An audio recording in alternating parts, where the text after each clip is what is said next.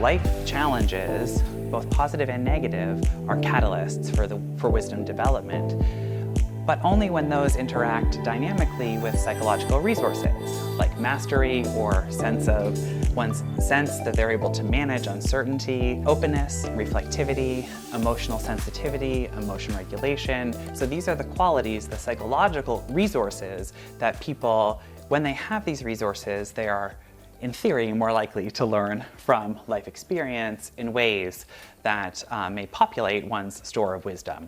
The overarching goal here is to explore the ways in which social resources can help people construct wisdom, share wisdom, absorb wisdom, internalize wisdom in ways that then loop back into their life and promote their well-being. So we thought then that maybe intergenerational storytelling within the queer and trans community could be a meaningful context for studying how this queer wisdom gets transmitted, if it does. Narrative internalization is positively correlated with aspects of psychosocial functioning.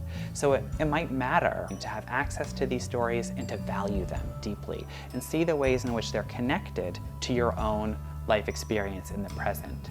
We were interested in coding the lessons that people reported learning from hearing these stories. So we observed that positive emotional tone was positively correlated with wisdom and negatively correlated with embitterment.